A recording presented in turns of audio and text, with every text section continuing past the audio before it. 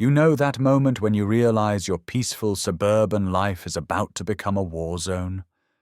For me, it happened when I watched Patricia Williams try to break into my truck at 2 in the morning, fumbling with a ring of keys like some suburban cat burglar. The woman who'd been terrorizing our homeowners association for 8 years had finally crossed a line that would lead to handcuffs, federal charges, and the complete destruction of everything she'd built. But I'm getting ahead of myself. This story starts with a simple parking violation and ends with over $500,000 in embezzled funds. Sometimes the biggest criminals hide behind the smallest badges of authority. Let me introduce you to the cast of characters in this suburban drama. There's me, Michael Peterson, a 42-year-old software engineer who just wanted to live quietly after a messy divorce. Then there's Patricia Williams, the 5'2" dictator in a red polo shirt who ruled Willowbrook Gardens like her personal kingdom for 8 brutal years. Her blonde curls were permed into submission, just like she expected the rest of us to be.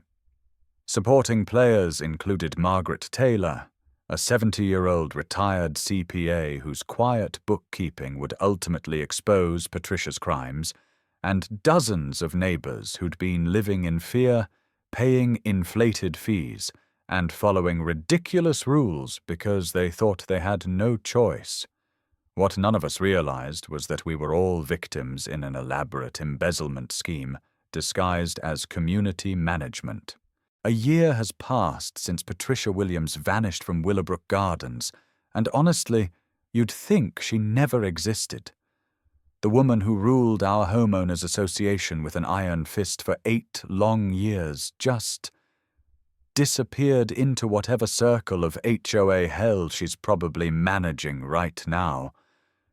I'm standing at my office window, looking down at the peaceful neighborhood below, watching kids ride bikes on sidewalks that were once forbidden territory. The whole community has this weird amnesia about Patricia's reign of terror. Neighbors actually wave at each other instead of hiding behind curtains, terrified of the next citation. Mrs. Thompson has planted sunflowers in her front yard. The same sunflowers that got the Martinez family fined $500 just 2 years ago.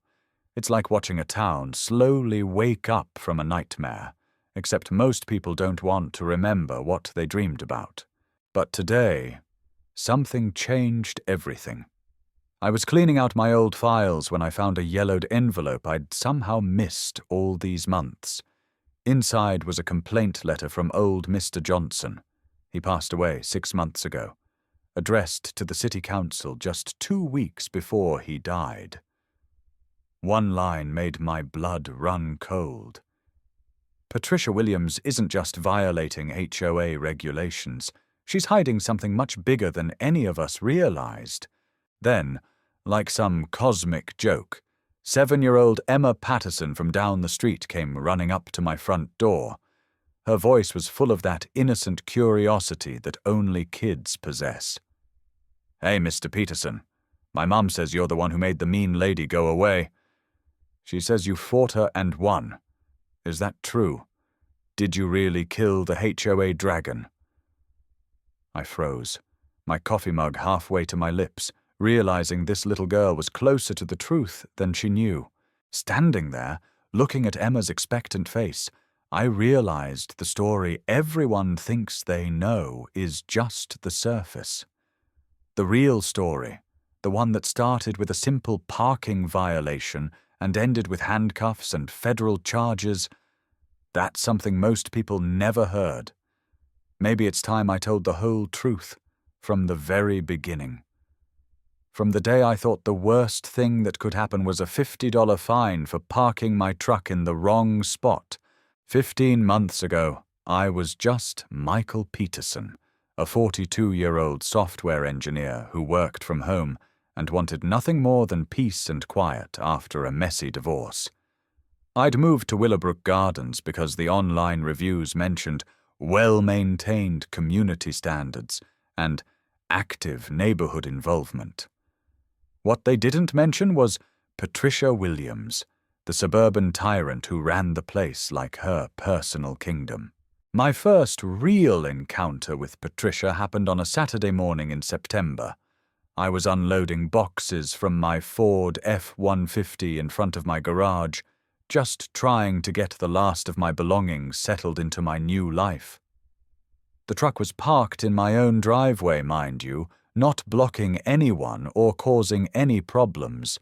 I was actually feeling optimistic about the move, thinking maybe I'd finally found a place where I could just exist without drama. That optimism lasted exactly 12 minutes. Patricia appeared out of nowhere, like she'd been watching from behind the curtains, waiting for me to commit some cardinal sin.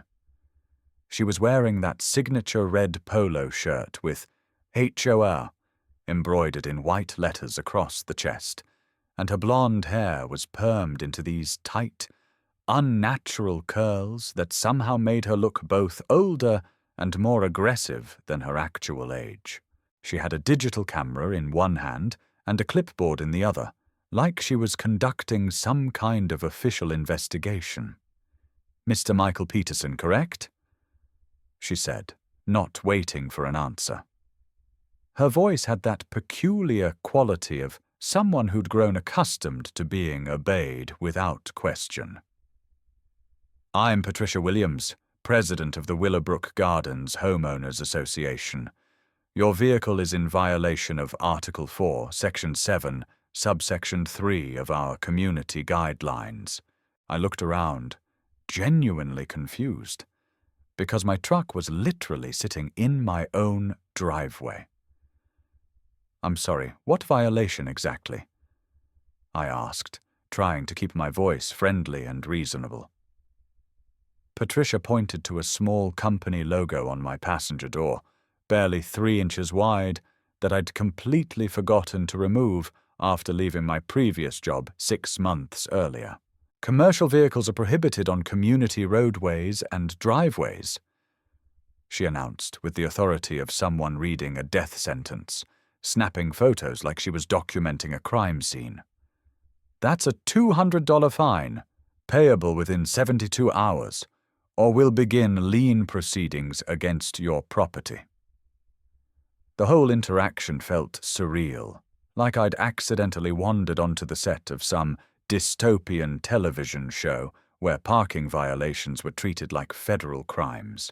I tried explaining that it was my personal vehicle, that I'd just forgotten to remove an old decal from a job I'd left months ago. But Patricia wasn't interested in explanations or context or anything resembling human understanding. She handed me a pre-printed citation. Apparently she came prepared for this encounter, and informed me that all appeals had to be submitted in writing within 48 hours. That evening, I decided to do some research on our neighborhood's recent history, thinking maybe I could understand the context for Patricia's aggressive enforcement style. What I found was deeply disturbing and painted a picture of systematic escalation that had been building for years. Over the past 3 years, Patricia had systematically increased HOA fees from a reasonable $50 per month to a crushing $300 per month. She'd also implemented over 40 new community standards that covered everything from approved paint colors to mandatory seasonal decorations to the specific types of flowers residents were allowed to plant. Most shocking of all, 7 families had been forced to sell their homes over the past 2 years because they couldn't afford the escalating fees and constant fines that Patricia levied for increasingly minor infractions. During the September HOA meeting, I witnessed Patricia's control mechanism in action for the first time. She sat at the front of the community center like a judge presiding over a court, with the rest of the board members flanking her like nervous courtiers who knew their continued positions depended entirely on staying in her good graces. The meeting felt more like an audience with royalty than a democratic discussion among neighbors. When Patricia announced the newest policy, requiring all residents to surrender spare keys to their vehicles for emergency security purposes. The room fell completely silent. Not one person raised an objection. Not one voice questioned the legality or necessity of this obviously invasive demand. These were grown adults, homeowners, taxpayers, and they were sitting there like scared children, afraid to ask permission to use the bathroom. I couldn't stay quiet. The whole scene was so absurd, so fundamentally wrong, that I felt compelled to speak up. "Excuse me, Mrs. Williams," I said, standing up from my seat in the back row, where I'd hoped to remain invisible. "What legal authority does the HOA have to demand personal vehicle keys? And what exactly constitutes an emergency that would require access to privately owned automobiles?" The temperature in the room seemed to drop 10 degrees. You could have heard a pin drop as 50 pairs of eyes turned to look at the new guy who'd just committed the unthinkable sin of questioning Patricia's authority in public. Patricia's smile was sharp enough to cut glass as she responded, her voice dripping with condescension and barely contained rage. "Mr. Peterson," she said, pronouncing my name like it left a bad taste in her mouth, "I suggest you review page 47, section 12, subsection 4 of your purchase agreement. Perhaps you should have read the fine print more carefully before moving into our community." That night, I went through every page of my purchase agreement and HOA paperwork. Page 47 didn't have a section 12. There was no subsection 4 anywhere in the document. Patricia Williams had just lied to my face in front of 50 witnesses. As I sat in my kitchen at 2 in the morning, reviewing documents and trying to make sense of what I'd gotten myself into, I saw something through my window that made my blood freeze. Patricia was standing in my driveway, trying different keys in my truck's door handle like some kind of suburban cat burglar. The showdown that would change everything happened on a Friday afternoon in October, exactly 3 weeks after the midnight key incident. I'd been working from home all day, taking client calls and trying to maintain some semblance of normalcy while living under Patricia's increasingly hostile microscope. Around 3 o'clock, I finished a particularly difficult conference call and decided to step outside for some fresh air and perspective. What I found when I walked out my front door was like something out of a fever dream. Patricia Williams was standing next to my truck with 2 police officers and a tow truck driver, all of them looking at my vehicle like it was evidence of a major crime. She was holding a ring of keys, not just 1 or 2, but at least a dozen different keys attached to a metal ring labeled "HOA Master Access" in bold black letters. The confidence radiating from Patricia was almost palpable. She clearly believed she was about to achieve some kind of decisive victory that would cement her authority once and for all. When she saw me approaching from my front door, her smile grew wider, like a predator that had finally cornered its prey after a long and patient hunt. "Officers, there he is," Patricia announced, pointing at me like I was a fugitive on the run from justice. Her voice carried the theatrical authority of someone who'd spent years perfecting the art of public humiliation. "This man has been harassing me for weeks because he refuses to comply with reasonable community regulations. I have strong reason to believe he's stolen this vehicle because none of my official master keys can open it." She paused for dramatic effect, looking around at the growing crowd of neighbors who were starting to gather. "As HOA president, I have the legal authority to access any vehicle on community property for security purposes. The fact that this truck cannot be opened with our master key system is clear evidence that Mr. Peterson has tampered with the locks or is operating a stolen vehicle." The 2 officers, one was Officer Martinez, who looked like he'd rather be anywhere else in the world, and the other was a younger guy whose name tag read Johnson. Both turned to look at me with expressions that suggested they weren't entirely buying Patricia's elaborate story. The whole situation felt like it was spiraling into complete madness. Here I was, a 42-year-old software engineer who'd never been in trouble with the law beyond a couple of speeding tickets, being accused of grand theft auto by a woman whose greatest claim to authority was being elected president of a homeowners association.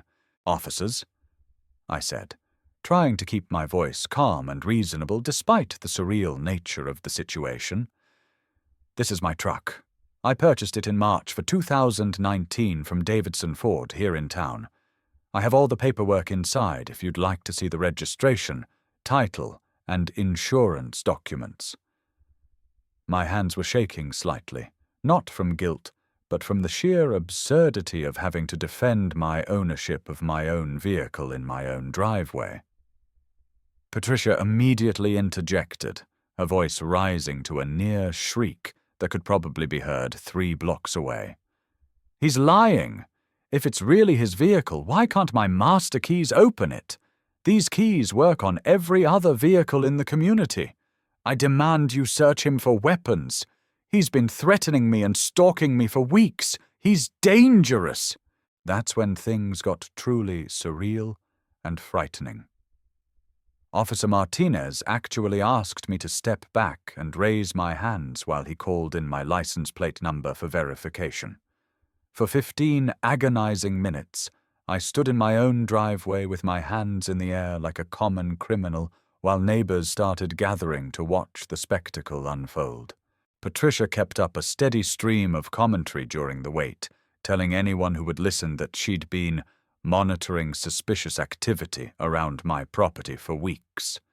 She claimed I'd threatened her safety during our previous encounters and suggested that I was part of some kind of organized crime ring that specialized in stealing vehicles and forging documentation.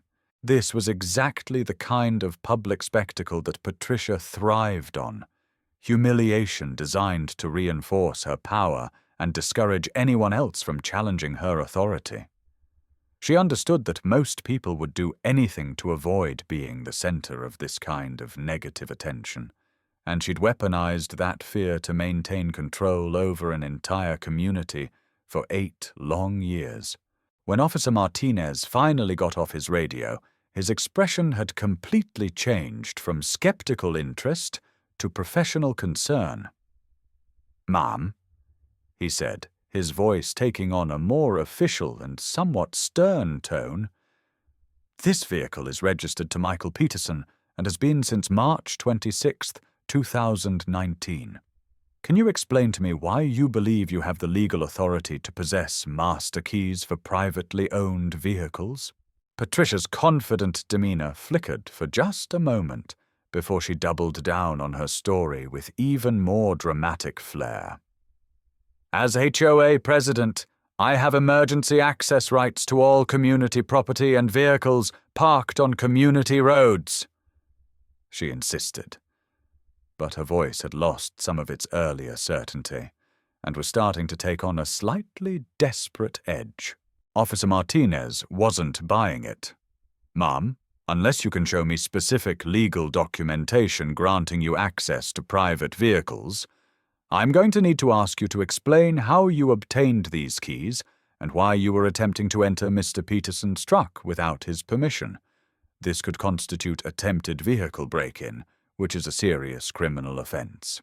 The crowd had gone completely silent, and I could feel the energy shifting as people began to realize that maybe, just maybe, their all-powerful HOA president wasn't quite as legitimate as she'd always claimed to be. That's when Patricia made the critical mistake that would ultimately destroy her. Instead of backing down or trying to defuse the situation, she went completely nuclear. "This man is a threat to our entire community!" she screamed, her face turning red with rage. "He's been stalking me, threatening me, and now he's trying to turn you against me. I've been protecting these people for 8 years, and this is the thanks I get? Arrest him for harassment. Arrest him for assault. He touched me inappropriately." The last accusation was a complete fabrication. I'd been standing 10 feet away from her the entire time, but Patricia was clearly desperate enough to say anything. Officer Johnson finally took control of the deteriorating situation. "Ma'am, I'm going to need you to calm down and step over here with me. Mr. Peterson, you're free to go into your house and retrieve your vehicle registration if you'd like to clear this up completely." When I returned with my paperwork, Officer Martinez was already placing handcuffs on Patricia Williams while reading her rights for attempted vehicle break-in and filing a false police report. The woman who'd ruled our neighborhood through fear and intimidation was finally facing real consequences for her actions, and the sight of those silver bracelets around her wrists was the most beautiful thing I'd seen in months. The immediate aftermath of Patricia's arrest was like watching a house of cards collapse in slow motion. She was released 6 hours later on her own recognizance, but the damage to her reputation was already spreading through the neighborhood, faster than gossip at a church social. Within 24 hours, she'd hired an expensive lawyer and launched a vicious counter-offensive, painting herself as the victim of a malicious campaign. Rather than engage in a public war of words, I decided to take a completely different approach. If Patricia wanted to play games with rules and regulations, I'd beat her at her own game using the very system she'd spent years manipulating to her advantage.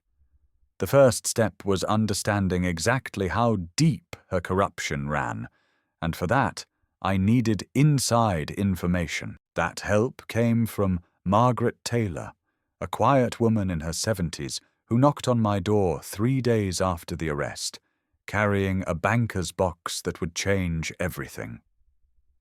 "Michael," she said, settling into my kitchen chair with trembling hands, "I've been volunteering as the HOA's bookkeeper for the past 5 years, and I've been seeing things that didn't add up. After what happened with Patricia, I think it's time someone knew the truth." The contents of Margaret's box were absolutely devastating. For over 2 years, Patricia had been systematically creating fake companies and billing the HOA for services that were never provided. Johnson and Associates Landscaping had received over $180,000 for comprehensive grounds maintenance, but Margaret had never seen anyone named Johnson working in our neighborhood. Willowbrook Security Solutions was even more brazen. This phantom company had been paid $95,000 annually for 24/7 community protection services, but we'd never had any security guards. Community Enhancement LLC had invoiced the HOA for $267,000 in infrastructure improvements that consisted mainly of a few park benches and new mailboxes. Margaret had done the math with CPA precision. Over the past 3 years, Patricia Williams had embezzled over $542,000 from the community fund through fraudulent contracts and inflated invoices. When I tried to ask Patricia about the discrepancies, Margaret explained. She told me that financial questions were above my clearance level and that I should stick to basic data entry. Armed with Margaret's documentation, I hired private investigator Jacob Turner, a former FBI agent who specialized in white-collar crime. Within 2 weeks, he'd uncovered the full scope of Patricia's operation. She'd used the stolen funds to purchase an $800,000 vacation home in Naples, Florida, paying cash from accounts linked to the fake companies. Instead of going straight to the police, I decided to build an airtight case.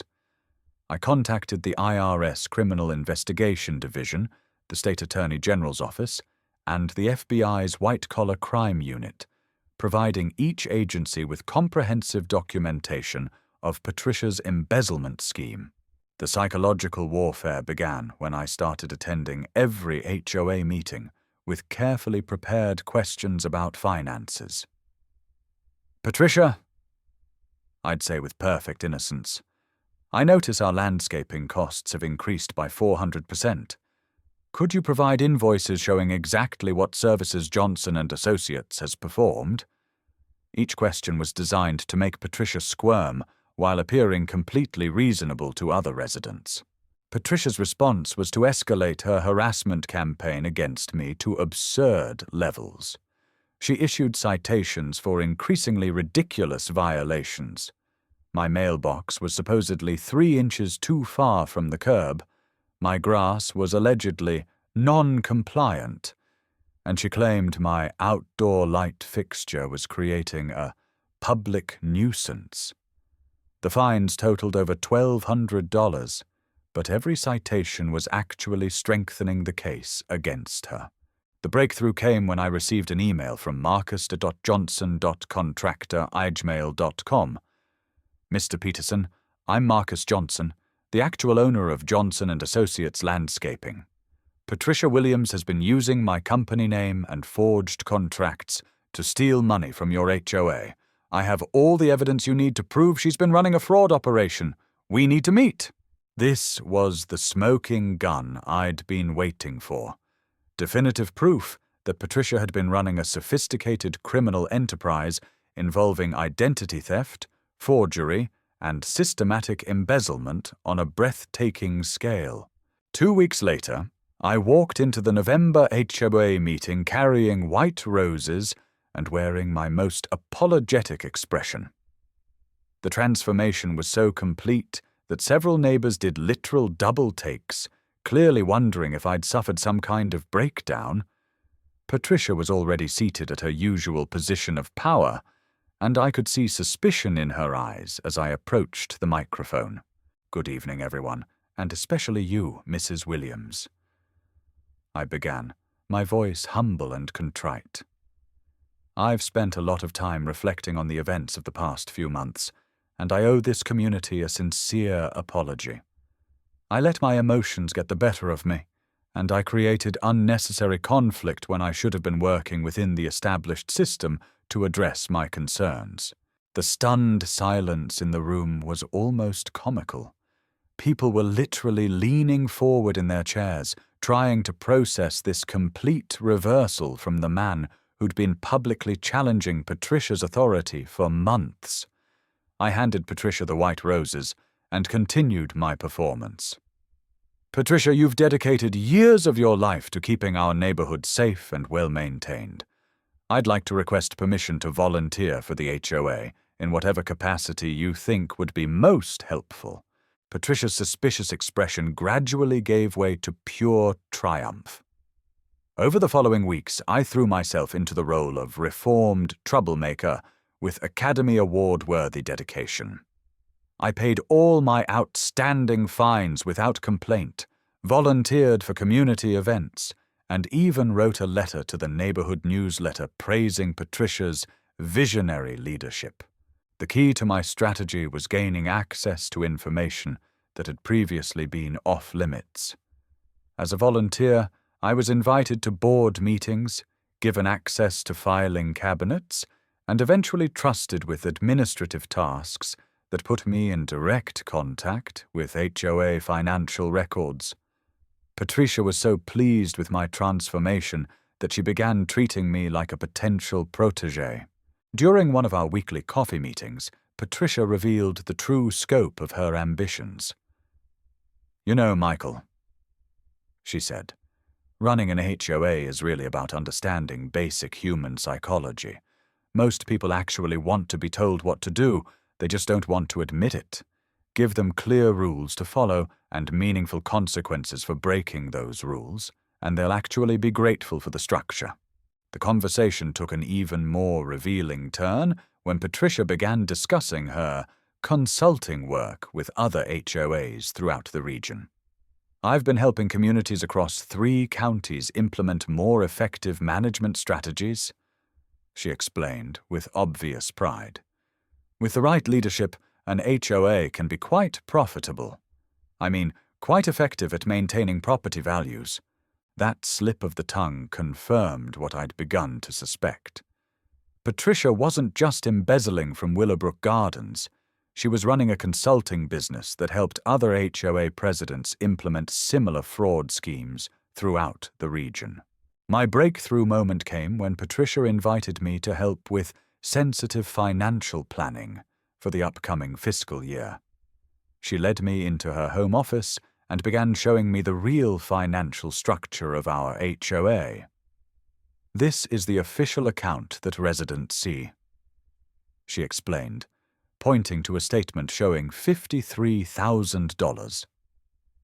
"But these are the operational accounts that actually fund community improvements," she said, clicking through to 3 additional accounts containing over $190,000. Patricia was running 2 completely separate sets of books, one for public consumption and another that allowed her to control and redirect funds without oversight. The final piece of evidence came when she asked me to help prepare invoices for December billing, handing me blank letterhead from fraudulent companies and explaining the timing strategy to avoid suspicion. As I sat in Patricia's office, watching her gleefully explain the mechanics of her embezzlement scheme, the digital recorder in my jacket pocket captured every word. Tomorrow, I would deliver this recording, along with all the documentation I'd gathered, to federal investigators. Patricia Williams had just handed me the rope she would use to hang herself, and she was so intoxicated by her own power that she didn't even realize what she'd done. Friday morning arrived with crisp autumn air, and I dressed carefully for what I knew would be the most important HOA meeting in Willowbrook Gardens history. Patricia had called the meeting to discuss her proposal for a new community enhancement fee that would add another $100 to monthly HOA dues, money that I now knew would disappear directly into her fraudulent accounts. At 7:30, Patricia arrived wearing her signature red polo shirt and carrying herself with imperious confidence. She'd even had her blonde curls professionally styled for the occasion, as if she were preparing for a coronation.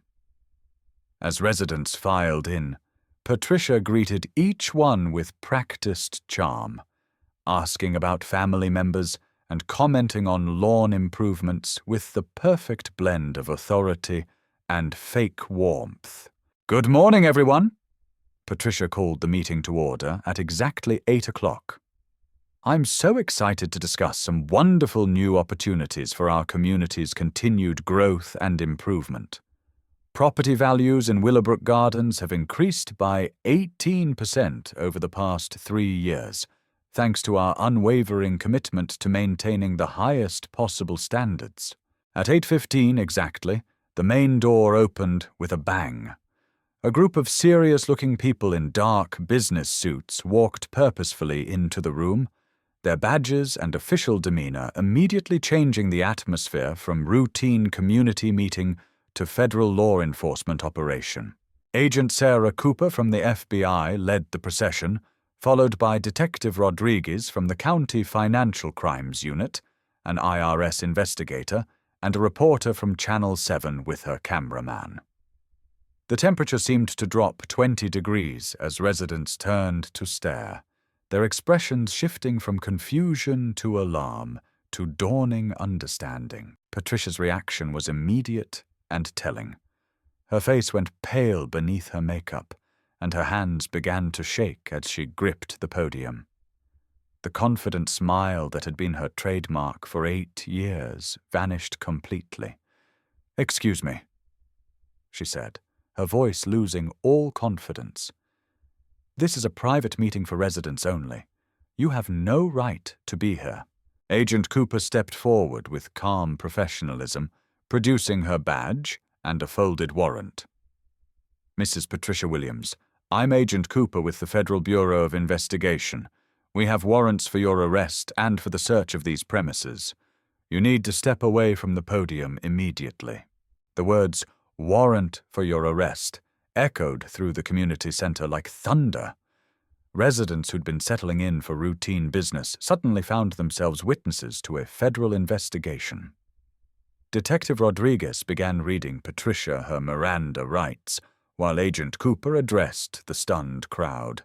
"Ladies and gentlemen, we apologize for the disruption, but Mrs. Williams is being arrested on multiple felony charges including embezzlement, mail fraud, tax evasion, and violation of non-profit regulations.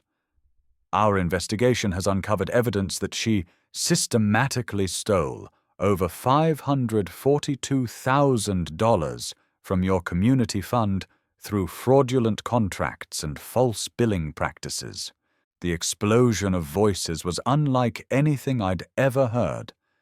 Neighbors who'd been afraid to speak above a whisper in Patricia's presence were suddenly shouting questions and accusations. $500,000? Gasped Mr. Davis, his face red with anger.